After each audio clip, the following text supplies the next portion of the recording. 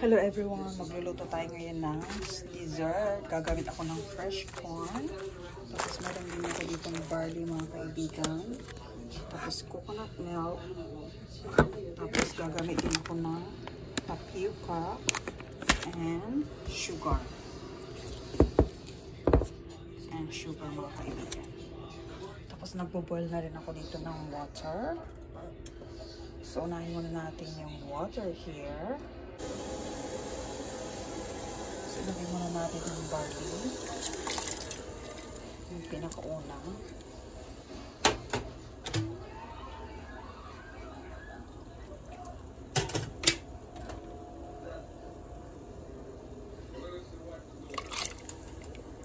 Yan.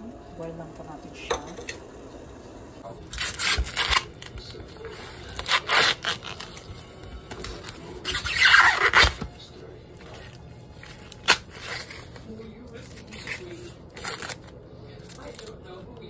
Tatlong corn.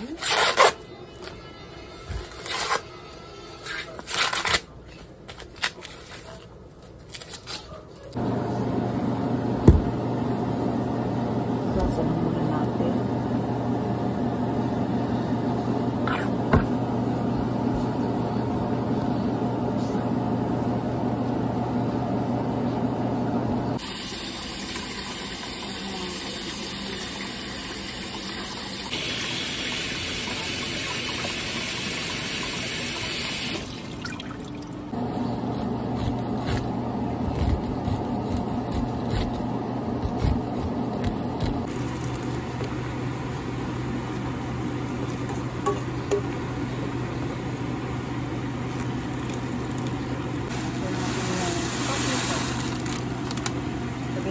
Sabon mga kaibigan.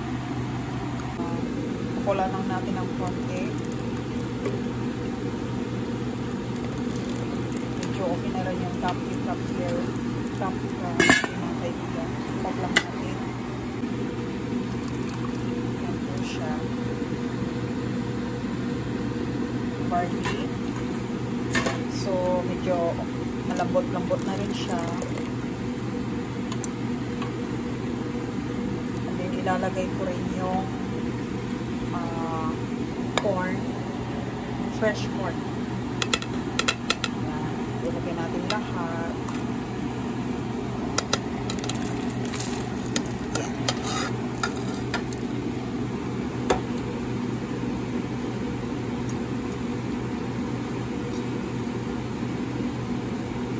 Ito na naiwan ko.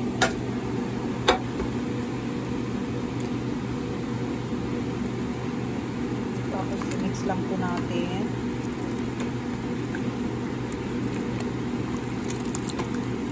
Yung saka natin ilagay din yung tapioca.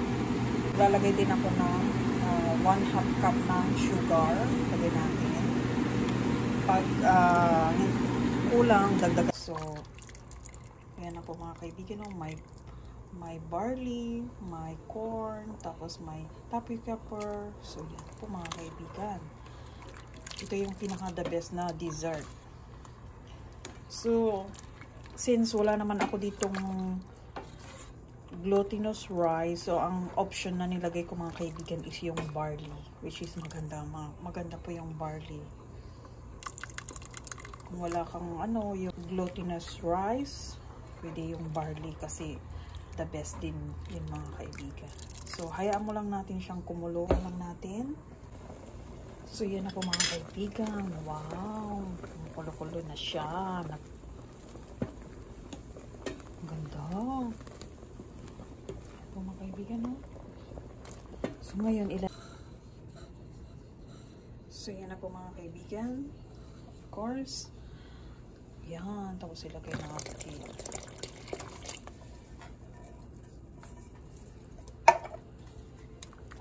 Mix lang natin siya mga kaibigan. Ganyan lang po mga kaibigan. So wait lang po natin. Lagay din ako ng cornstarch ng 1/2 cup mga kaibigan. Tapos magdadagdag ako ng tubig. Then mix lang po natin siya.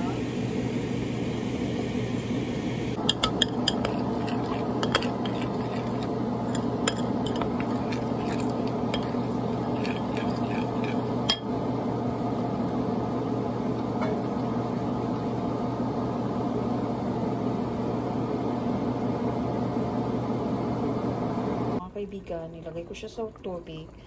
Tapos i-pour nyo lang siya dyan. Ganyan. Ganyan lang siya mga kaibigan. Then, syempre, mix natin. Dahan-dahan lang.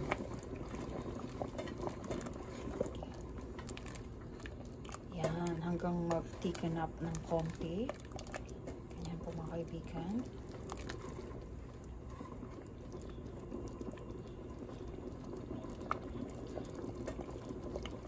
So, yung coconut cream mga kaibigan, nagdagdag pa ako ng kalahating lata. Kasi parang kulang ng coconut cream. So, dinagdagan ko siya ng half cup ng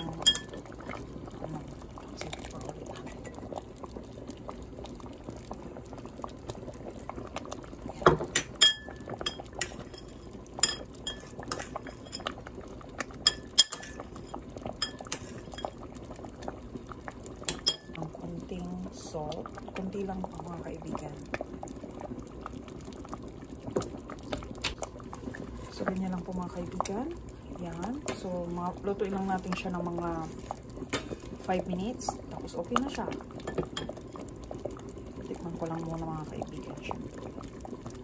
Try natin. Ayan. So, tingnan nyo naman yung... So, yan na po mga kaibigan. Luto na siya. Okay na. Tingnan nyo naman po. Ang sarap. Napakasimple lang mga kaibigan nito. See? Oh. Nakikita niyo yung corn, yung